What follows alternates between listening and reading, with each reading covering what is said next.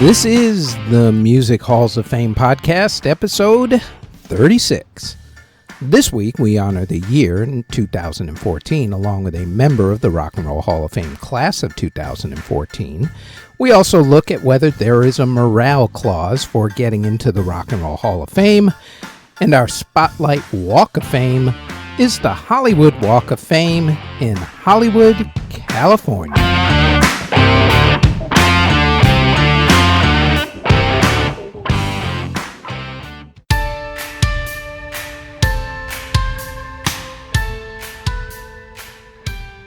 This podcast celebrates those who have been inducted into the Rock and Roll Hall of Fame.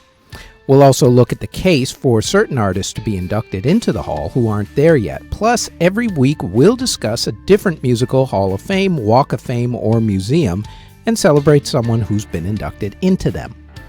Let's start with our main focus of the podcast, which is the Rock and Roll Hall of Fame. The Hall Foundation was established on April 20th, 1983. Former Atlantic Records chairman Ahmet Ertegun was the head of the foundation at the time. 3 years later, a committee chose Cleveland, Ohio to be the site of the physical location for the museum over Detroit, Michigan, New York City, Philadelphia, Pennsylvania, Memphis, Tennessee, and Cincinnati, Ohio.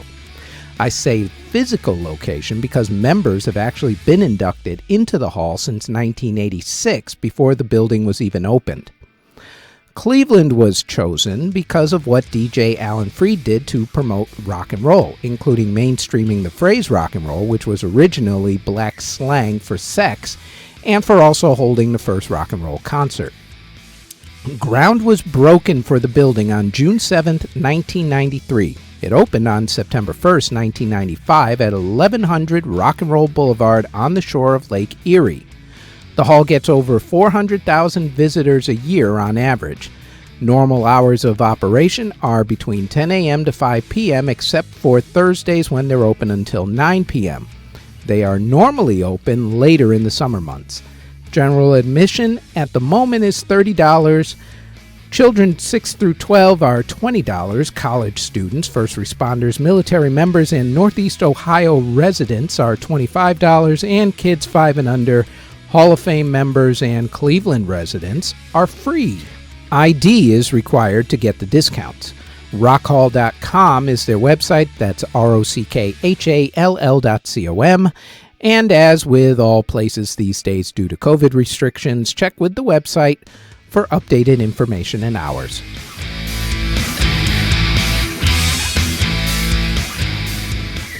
The year was 2014. Barack Obama was president of the United States. An Ebola virus outbreak killed over 28,000 people in West Africa. The United States imposed sanctions on Russia over its annexation of Crimea. Malaysia Airlines Flight number 17 was shot down by a missile in eastern Ukraine, killing all 298 people on board. Indonesia Air Asia Flight 8501 crashed into the Java Sea, killing 162 people. Latvia became a member of the European Union. The Boko Haram terrorist group kidnapped over 275 women and girls from a school in Nigeria. In Pakistan, the Taliban killed 145 children and adults at an army school, and the United States resumed diplomatic relations with Cuba. In Flint, Michigan, the town's water supply source was changed to the Flint River, which led to lead contaminating their water supply and started the Flint water crisis. In Ferguson, Missouri, Michael Brown, an unarmed black man, was killed by a police officer, which led to weeks of protests and the beginning of the latest civil rights movement, Black Lives Matter. One World Trade Center, nicknamed the Freedom Tower, opened for business just over 13 years after the September 11th attacks that brought down the original Twin Towers of the World Trade Center, and a spacecraft successfully landed on a comet. The big pop culture craze of 2014 was the Ice Bucket Challenge, where you donated money for each bucket of ice water poured on top of someone's head. The craze raised over $100 million for a Lou Gehrig's disease charity. Famous deaths in 2014 included actors Robin Williams, Lauren Bacall, Sir Richard Attenborough, Bob Hoskins, James Gardner, Maximilian Schell, Eli Wallach, Mickey Rooney, Joan Rivers, Philip Seymour Hoffman, Shirley Temple, Sid Caesar, Ann B. Davis, who played Alice the Maid on The Brady Bunch, actress and comedian from Saturday Night Live, Jan Hooks, Edward Herrmann, who played the dad in Gilmore Girls and also in the movie The Lost Boys, an actress Marcia Strausman, who was on Welcome Back, Kotter, and also the mom in Honey, I Shrunk the Kids.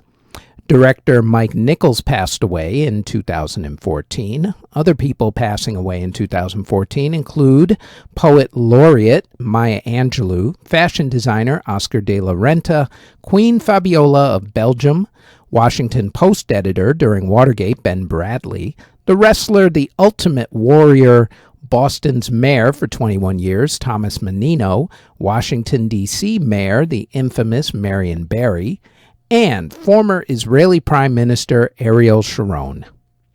The Nobel Peace Prize was shared between activist Malala Yousafzai of Pakistan and Kailash Satyarthi of India for fighting against the suppression of children and fighting for the rights of all children to be educated. The healthcare workers fighting the Ebola virus were named Time Magazine's People of the Year. Chris Helmsworth was named People Magazine's Sexiest Man Alive, and Penelope Cruz was named Esquire Magazine's Sexiest Woman Alive.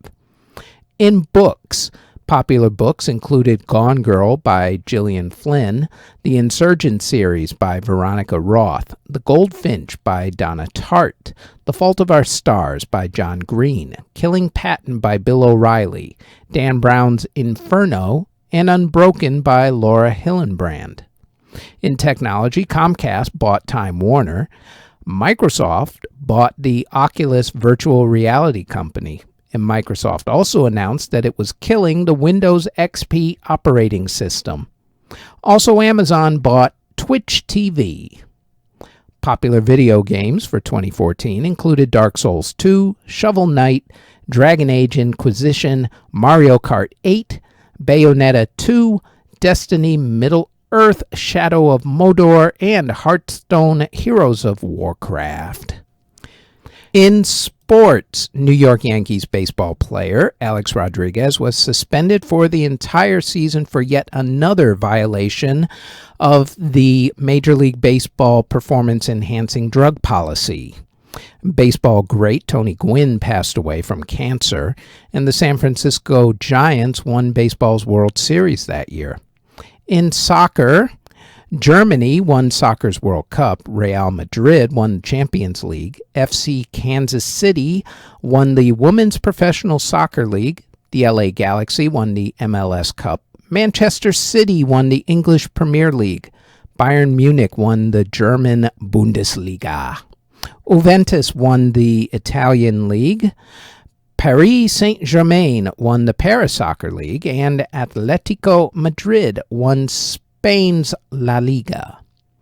In football, Michael Sam became the first openly gay NFL football player. Florida State won the NCAA College Football Championship, while the Seattle Seahawks won the Super Bowl, which was played in Glendale, Arizona, for the 2014 season in early 2015. The Pepsi Super Bowl halftime show was performed by Katy Perry with Lenny Kravitz, Missy Elliott, and the Arizona State University Sun Devils Marching Band. The big football scandal of the year, though, was the initial lack of discipline towards players Ray Rice and Adrian Peterson for various violent offenses against their family members. In basketball, Los Angeles Clippers basketball team owner Donald Sterling was banned for life from the NBA by the new NBA commissioner Adam Silver and was forced to sell his team over racist comments that were made by him. The Connecticut Huskies won both the men's and women's college basketball tournament, while the San Antonio Spurs won the NBA championship and the Phoenix Mercury won the WNBA championship. The Los Angeles Kings won hockey's Stanley Cup, and the Winter Olympics took place in Sochi, Russia, with Russia winning the most medals. In golf, Bubba Watson won the Masters Golf Tournament, Rory McIlroy won the British Open and the PGA Championship, and Martin Kaymer won the U.S. Open. On the women's side, Lexi Thompson won the Kraft Nabisco Championship, Michelle Wie won the U.S. Women's Open, Inbee Park won the LPGA Championship, King Hyuk-joo won the Evian Championship, and Mo Martin won the Women's British Open. In motorsports, Kevin Harvick won the NASCAR Championship, Will Power won the IndyCar Championship, and Lewis Hamilton won the Formula One Championship. California Chrome won the Kentucky Derby and the Preakness Stakes, but not the Belmont Stakes. Vincenzo Nibali won the Tour de France. The Philadelphia Wings won the National Lacrosse League Championship. In tennis, Stanislav Wawrinka and Li Na won the Australian Open. Rafael Nadal and Maria Sharapova won the French Open. Novak Djokovic, the Joker, and Petra Kvitova won Wimbledon, and Marin Cilic and Serena Williams won the U.S. Open. In television, The Tonight Show with Jimmy Fallon made its debut. Also debuting that year were Chicago PD, True Detective, Late Night with Seth Meyers, Fargo, Last Week Tonight with John Oliver, Penny Dreadful, Girl Meets World, The Nick, BoJack Horseman, Madam Secretary, Gotham, NCIS New Orleans, Blackish, How to Get Away with Murder, Star Wars Rebels, and Jane the Virgin. Shows ending in 2014 included The Tonight Show with Jay Leno, Late Night with Jimmy Fallon, Star Wars The Clone Wars, How I Met Your Mother, Psych, Californication, True Blood, Boardwalk Empire, Sons of Anarchy, White Collar, Covert Affairs, The Colbert Report, 106 in Park, and The Late Late Show with Craig Ferguson. The top 10 shows for the 2014 season were Sunday Night Football, The Big Bang Theory, NCIS, NCIS New Orleans, Empire, Thursday Night Football, Dancing with the Stars, Criminal Minds, Madam Secretary, and Scandal. And at the Emmy Awards, Breaking Bad won Best Drama and Modern Family won Best Comedy. In movies, North Korea condemned the showing of the movie The Interview, which was a comedy about a plot to kill North Korea's leader. Mere weeks later, Sony Pictures' computer email system was hacked, releasing hundreds of private, very embarrassing emails about, among many others, actress Angelina Jolie. The biggest movie of the year was Transformers: Age of Extinction. Other hit movies included Interstellar, Maleficent, Guardians of the Galaxy, Captain America, the Winter Soldier, X-Men, Days of Future Past, The Hunger Games, Mockingjay Part 1, and Dawn of the Planet of the Apes. At the Academy Awards, Birdman, starring Michael Keaton, won Best Picture, while Alejandro G. Iñárritu won Best Director for the same movie. Eddie Redmayne won Best Actor for The Theory of Everything. Julianne Moore won Best Actress for Still Alice. J.K. Simmons won Best Supporting Actor for Whiplash. And Patricia Arquette won Best Supporting Actress for Boyhood. Musically, Alexandre Desplat won Best Original Score for The Grand Budapest Hotel, while Common and John Legend won Best Song for Glory from the movie Selma.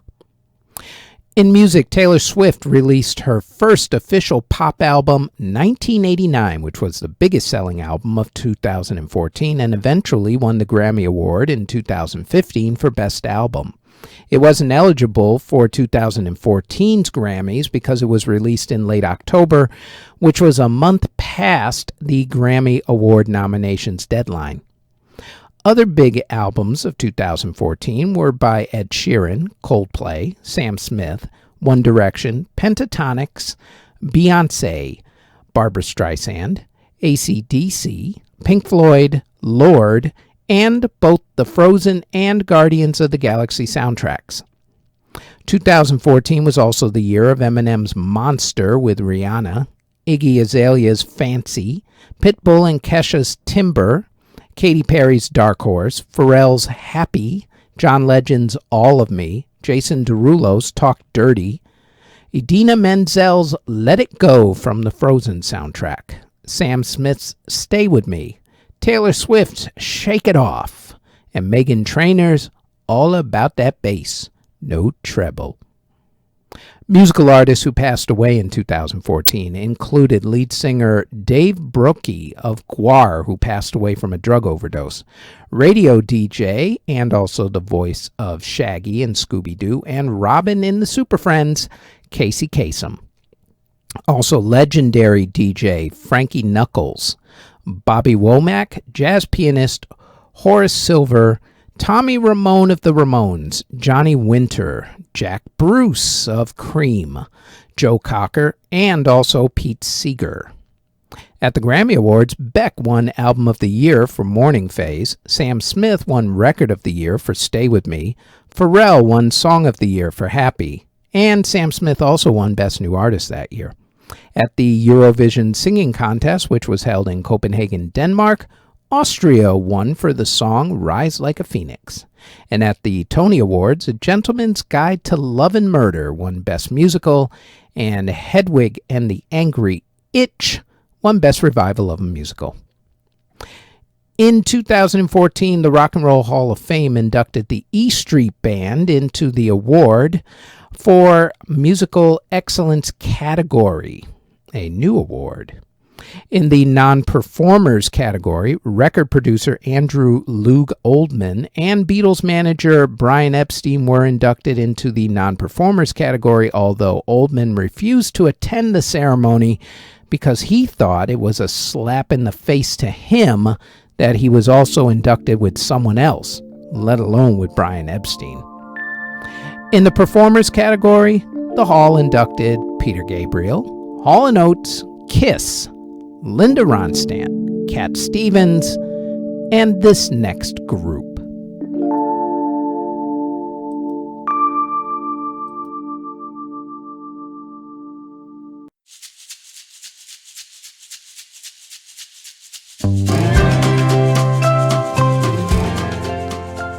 Kurt Cobain was born on February 20th, 1967 in Aberdeen, Washington. Kurt's parents divorced when he was 9, which affected him greatly. He started acting out in school, bullying kids until he himself started to be bullied once he started hanging out with the Misfits during high school. Kurt was kicked out of his mother's house when he was 18. He drifted into a couple of relationships, including one with Tracy Marander, who the song About a Girl is actually about, and also Toby Vale of Bikini Kill, and whose relationship the vast majority of the album Nevermind is about. In fact, once Vale's bandmate Kathleen Hanna spray-painted Kurt Smells Like Teen Spirit on Kurt's wall. Teen Spirit was the deodorant that Vale used. And now you know where the song title came from for that classic song. Kurt met Chris Novoselic while practicing in a rehearsal space. They formed the band Nirvana, the name of which was taken from a Buddhist concept, as Kurt was into religion at the time and wanted what he called, quote, a beautiful name, end quote. They also called themselves Skid Row for a little while, except that there was already a popular hair band of the same name, so that wasn't going to work out long term. Even though Nirvana is known as the classic three-piece lineup, they actually had Jason Everman playing rhythm guitar in 1989. They went through more than a few drummers as well. Aaron Buckard played drums in 1987. In 1988, they went through Dale Crover until they lost touch with him when they moved to Tacoma and Olympia, Washington. Remember, kids, this was pre-internet and cell phones were still for really rich people at that point. So back then, when you lost touch with somebody, you really lost touch with somebody. They eventually did get back in touch with Dale, but in the meantime, they found Dave Foster, then Chad Channing. Chad actually was the one who played drums on their EP, Bleach. Channing didn't last that long. Then, after borrowing Dan Peters from the group Mudhoney, they got Dave Grohl, and that move cemented Nirvana's classic lineup. Nirvana also had 3 session musicians playing on their albums. Mark Pickerel played drums in 1989. Kirk Canning and Kara Shaley both played cello, Kirk in 1991 and Kara in 1993. They toured with 4 other musicians during the 93-94 tour. John Duncan played rhythm guitar, Laurie Goldston and Melora Krieger played cello, and Pat Smear played rhythm guitar. After the demise of Nirvana, Pat and Dave Grohl went on to form another group that was inducted into the Rock and Roll Hall of Fame recently. You know them as the Foo Fighters. In 1988, Nirvana put out some music on Seattle's independent record label, Sub Pop. Their first single was their version of Shocking Blues' song, Love Buzz. They recorded their EP Bleach for $606.17 and released it on Sub Pop, who they had signed a contract with by then. They also recorded an EP called Blue, but a couple of things changed their history. The first was that Sub Pop didn't do a lot to promote Bleach, even though it was selling at a decent clip. That did not sit well with the band, whose demos started making the rounds at the major record labels. Eventually, they signed with DGC Records. The other thing was that Kurt and Chris didn't like Chad's style of playing, and Chad wanted to write more music. And one thing led to another, and Channing was out. They got Mudhoney's drummer, Dan Peters, to fill in while they did 7 opening gigs with the group Sonic Youth, and then looked for a new drummer, and that was when they found Dave Grohl. In 1991, Nirvana got to work on their next album, which they recorded in California and not Washington. They decided that they needed to make a music video for their first song off of the album, Smells Like Teen Spirit. The band wanted a director who didn't have that slick corporate smell to him, as they said, so they settled on Samuel Bayer.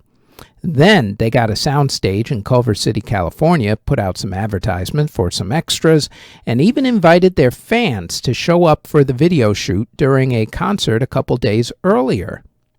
On Saturday, August 17, 1991, the band got to work shooting the video.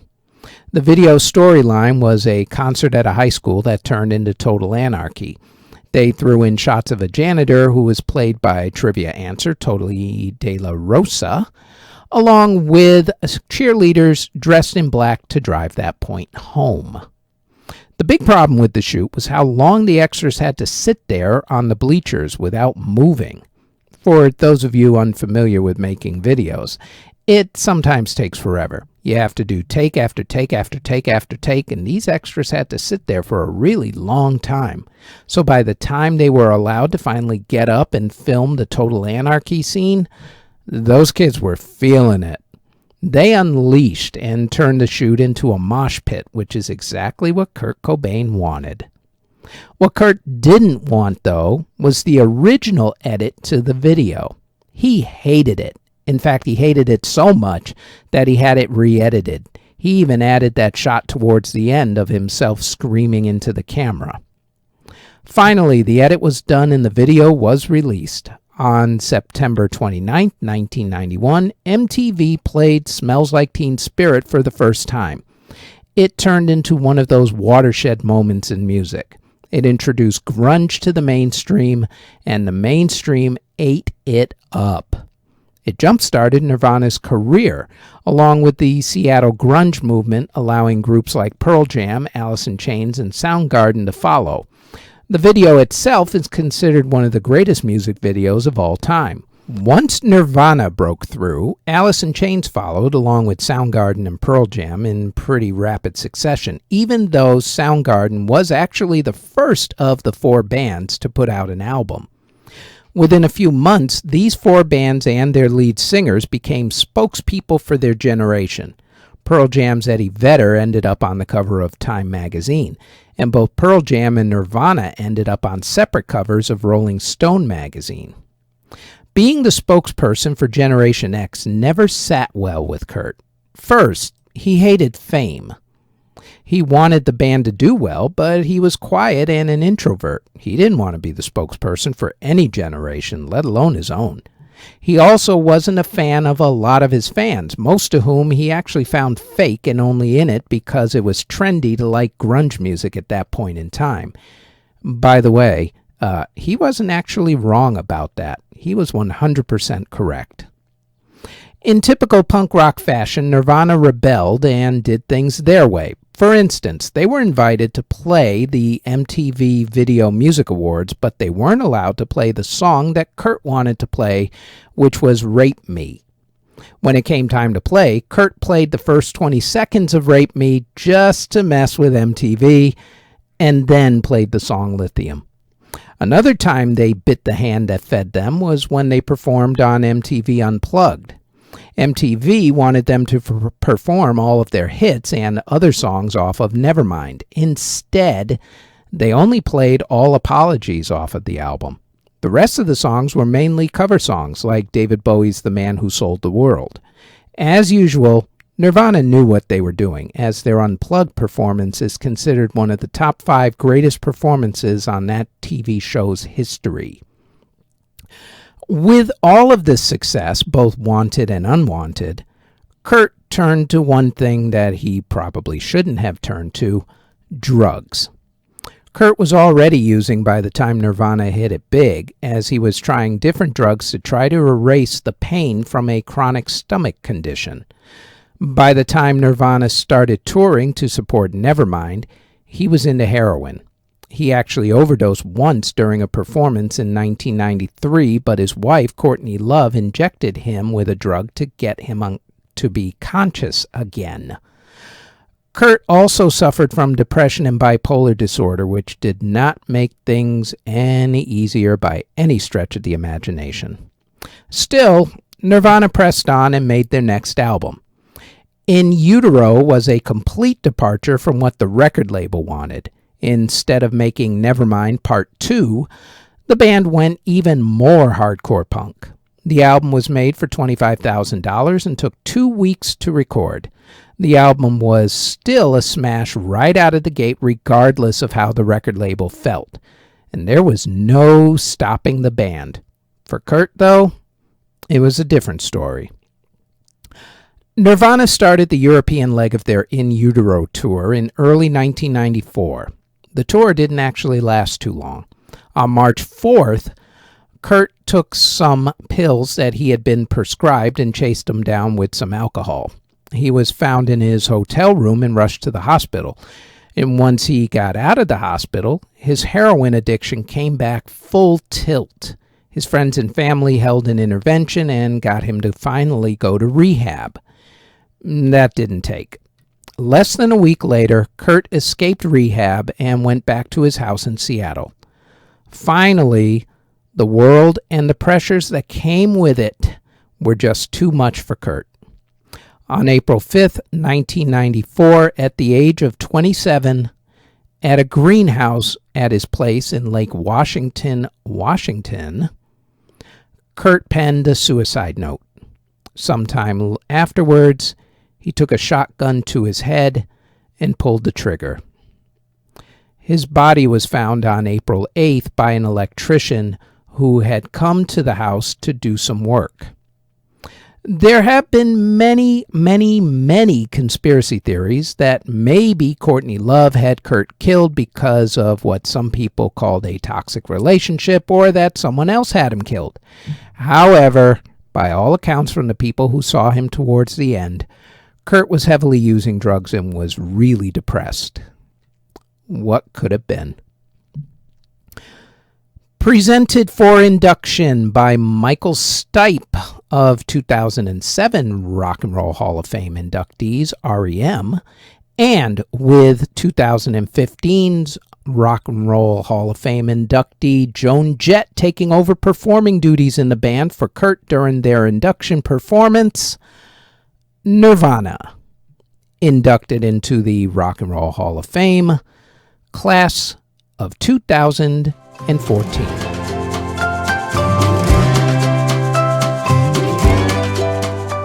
Before we look at this week's case for putting an artist into the Rock and Roll Hall of Fame, let's look and see exactly how artists are normally inducted into the Rock and Roll Hall of Fame.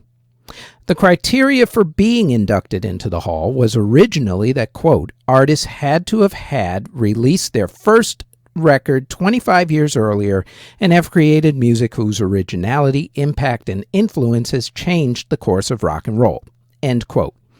That interpretation has been updated in recent decades to include music that rock and roll influenced, like reggae, country, and hip-hop, and also youth culture that music has influenced and vice versa. That's why hip-hop artists get to be inducted now.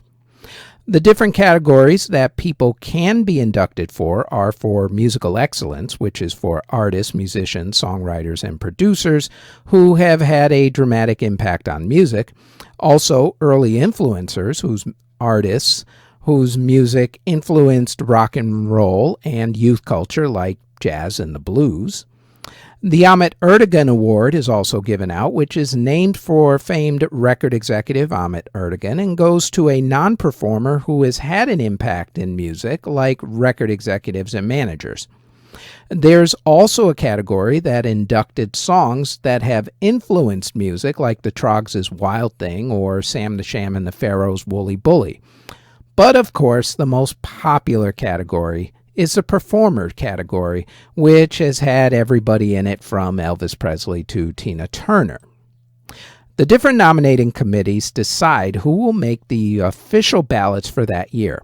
Then the ballots are sent to 1,000 musicologists, executives, performers, and other experts.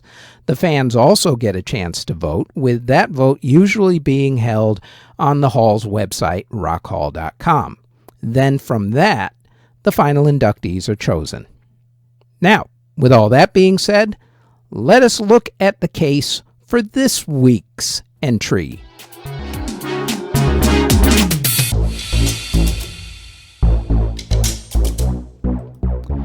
Last week, when looking at whether Motley Crue should be inducted into the Rock and Roll Hall of Fame, I made mention of the fact that Nikki Sixx of the band, according to an interview that he gave, was told that the band would not be inducted into the Hall because of their past behavior. It made me start to wonder who else has actually been told that they won't make it into the Hall because of their past behavior. Now, sports halls of fame have had this issue for a while now. Sports halls have kept players out because of past behavior, even though they clearly, due to their stats and importance to the games, belong in those halls. Pete Rose, for instance, was banned from baseball for gambling on games and is ineligible for the Hall, even though he holds numerous records. Roger Clemens and Barry Bonds probably won't ever get in because of their involvement in the baseball steroid scandal.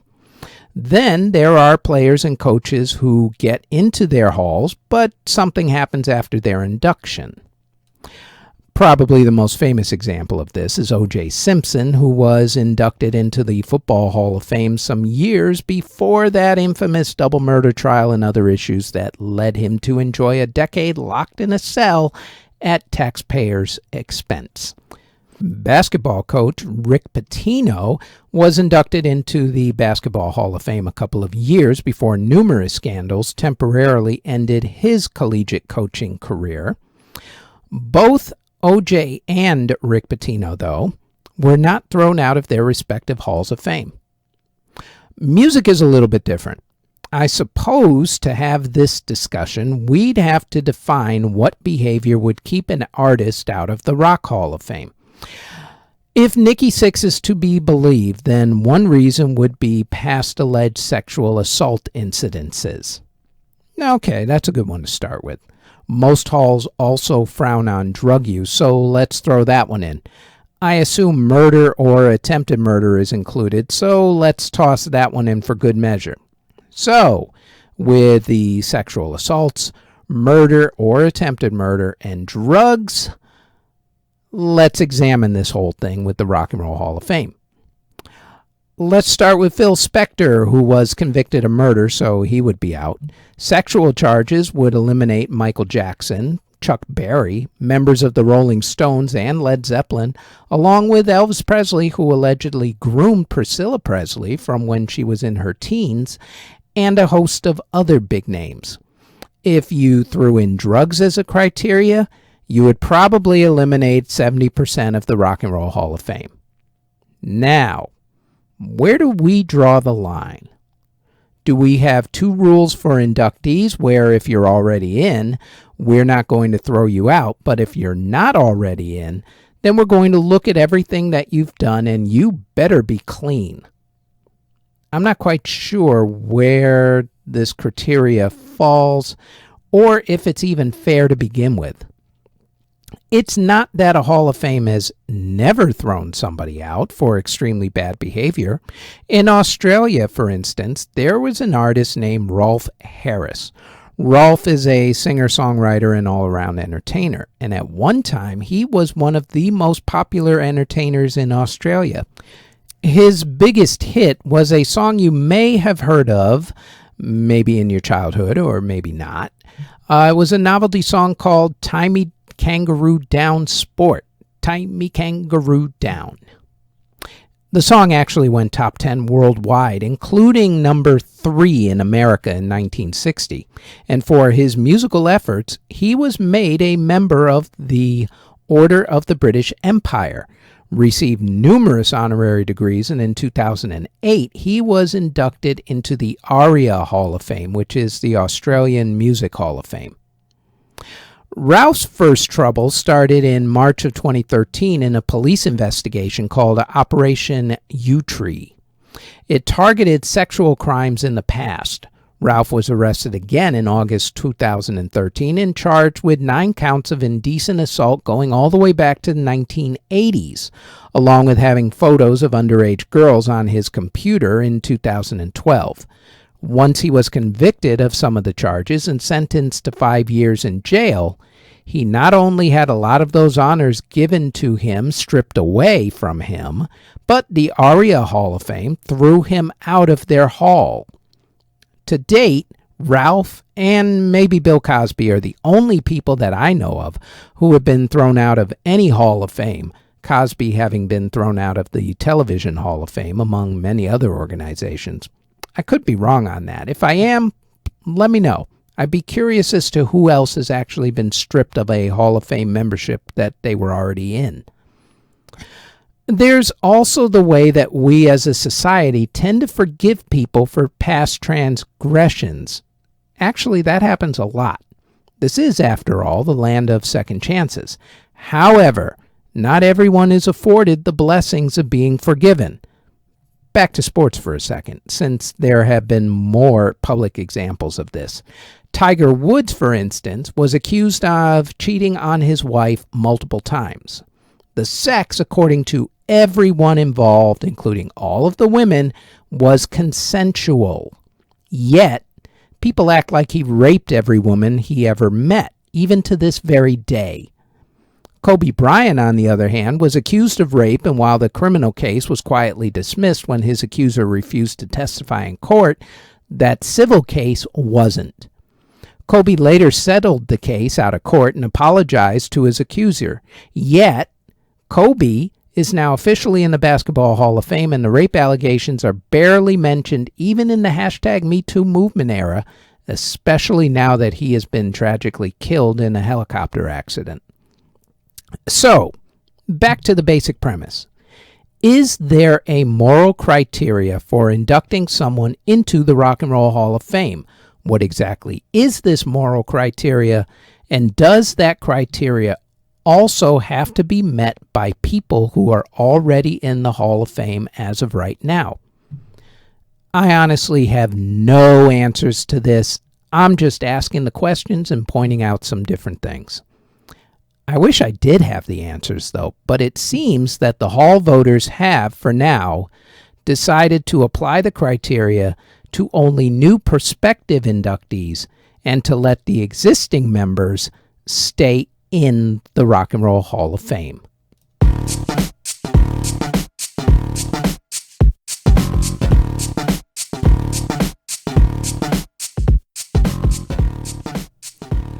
There are many, many walks of fame in the world. There's, for instance, the Aerospace Walk of Honor in Lancaster, California. There's the Almeria Walk of Fame in Almeria, Spain. The Australian Film Walk of Fame in Sydney, Australia. However, when you think of walks of fame, you really only think of one. It's the most famous walk of fame of them all. It is the Hollywood Walk of Fame. The idea for the walk was dreamed up by E.M. Stewart, who was president of the Hollywood Chamber of Commerce back in 1953. People think that the idea for having stars came from the Hollywood Hotel, which had stars on the ceiling of their dining room. The final parameters for the project were agreed upon in 1955 and presented to the Los Angeles City Council in 1956. Construction for the walk began in 1958 and ended in 1960. There were 8 people who were supposed to be given stars first: Olive Borden, Ronald Colman, Louise Fazenda, Preston Foster, Burt Lancaster, Edward Sedgwick, Ernest Torrance, and Joanne Woodward. However, director Stanley Kramer is credited with having his star installed on the actual Walk of Fame first on March 28, 1960. The popular myth is that Joanne Woodward was the first star when she was the first person to be photographed posing with her star, and that myth is kind of stuck ever since. The walk covers 1.3 miles down Hollywood Boulevard with a few side streets added as space permits. As of the beginning of 2020, there were 2,690 stars. They have since added to that. It is now somewhere north of 2,750.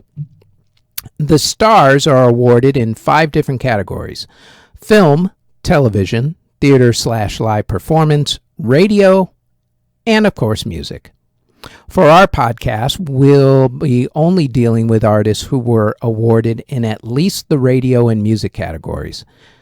People who get stars have to pay $50,000 for the upkeep to the star.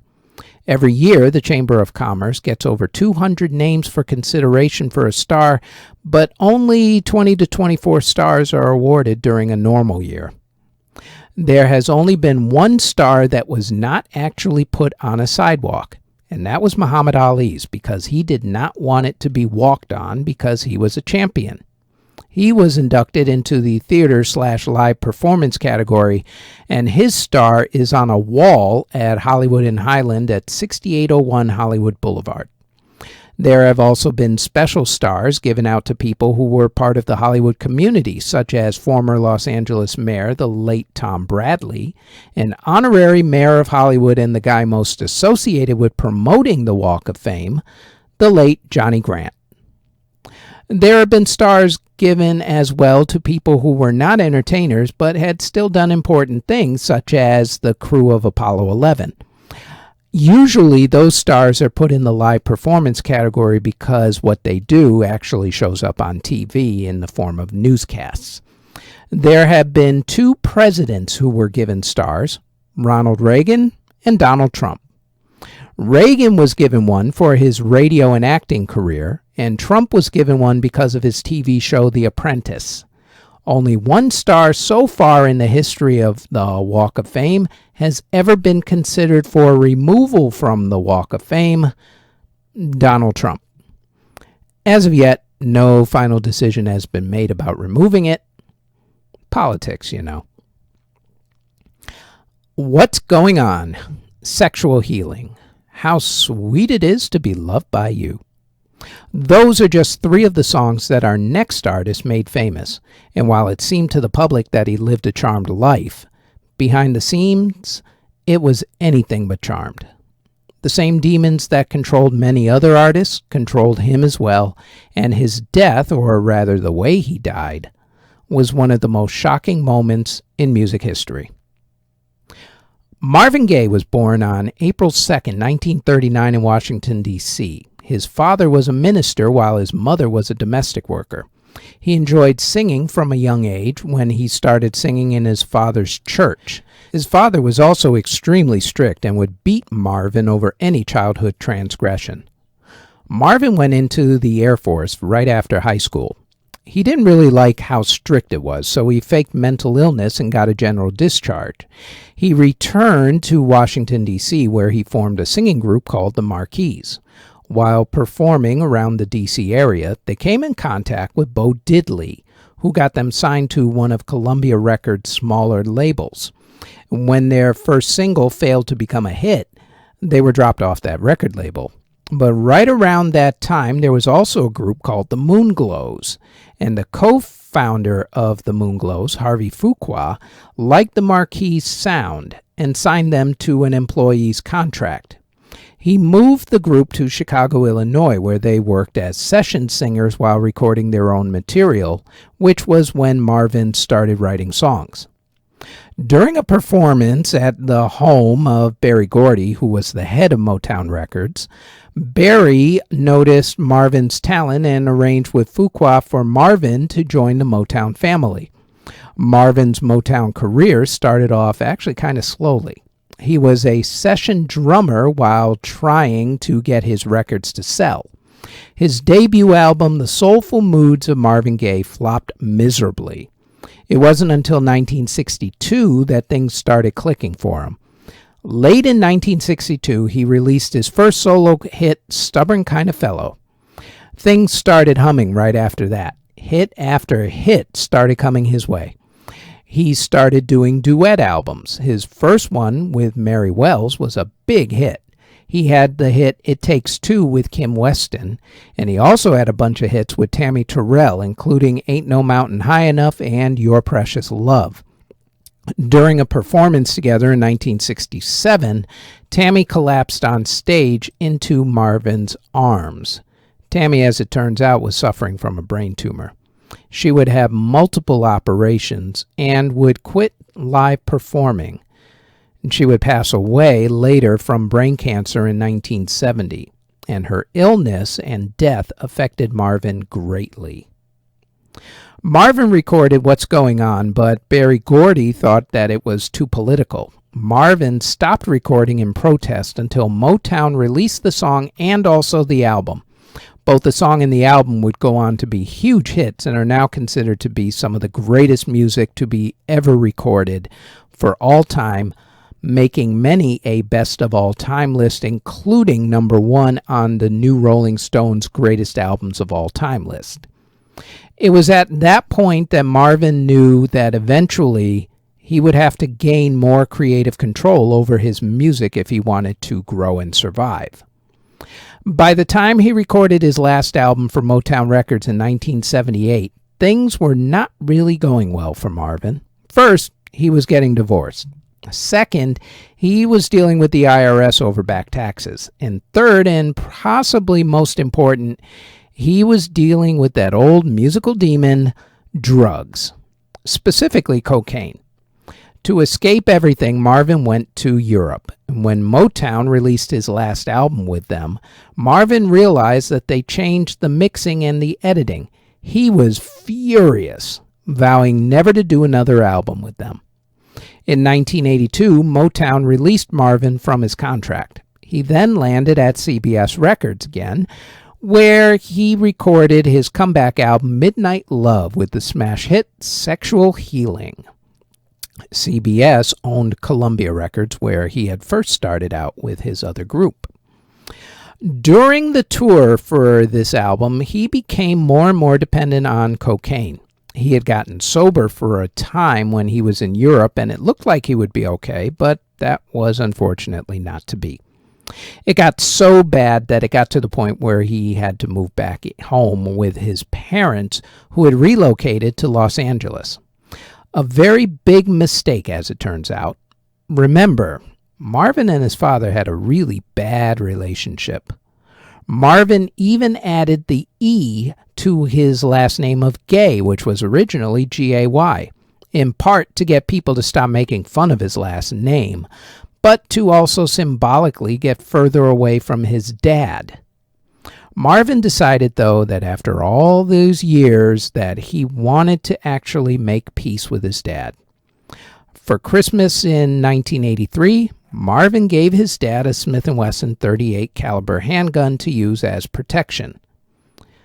Mistake number 1 was moving in. Big mistake number 2 was giving the gun to his dad. The drugs had made Marvin suicidal and paranoid. He attempted to commit suicide on March 28, 1984 by jumping in front of a car, but he only ended up with getting a few bruises from it. Go figure. Also during that time, Marvin's parents were arguing a lot, mainly over some missing insurance papers. On April 1st, 1984, Marvin's parents argued over those papers yet again. Marvin tried protecting his mother when his dad came upstairs to confront his mom. Marvin pushed his dad out of the room, told him not to come back in, beat him, and punched him. Marvin followed his dad into his dad's bedroom, still kicking and beating him. Marvin's mother pulled him away and told him to go back into his own room. A few minutes later, Marvin's father came back upstairs and went to Marvin's room. He opened the door. In his hand was that .38 caliber handgun that Marvin had given his father that Christmas before to protect himself. Marvin's dad pointed the gun at his own son and fired twice, once hitting Marvin in his heart and once hitting him in his left shoulder. Marvin passed away less than an hour later, one day before his 45th birthday. His father would be tried for murder, but once it was determined that he acted in self-defense, he was given a 6-month suspended sentence and 5 years probation. Marvin's father passed away in 1998 in a nursing home. As with a lot of sudden deaths, there's also a conspiracy theory. This one says that Marvin wanted to commit suicide but couldn't do it himself, especially after failing only a few days before when he jumped in front of that speeding car and actually survived it. The conspiracy theory goes that Marvin purposely enraged his father, knowing that his father would kill him, as his father had stated many a time that if a child of his ever raised their hand to him, he would kill them. Most parents are only half kidding when they say that. Not Marvin's dad. I'm not sure if Marvin did do that, and the fact is we're never ever going to know. We only have witness reports to go by. What we do know was that the world was completely shocked. I think most people would have believed a drug overdose and maybe even a suicide might have been a little less shocking. But getting shot by your own father? Well, that was a pretty new one. In fact, on MTV's Most Shocking Things to Ever Happen in Music list, Marvin's death ranks in at number 8.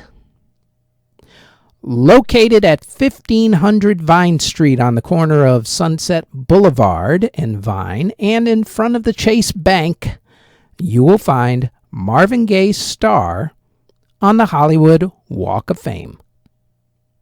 And that is it for the Music Halls of Fame podcast, episode 36. Thanks for listening.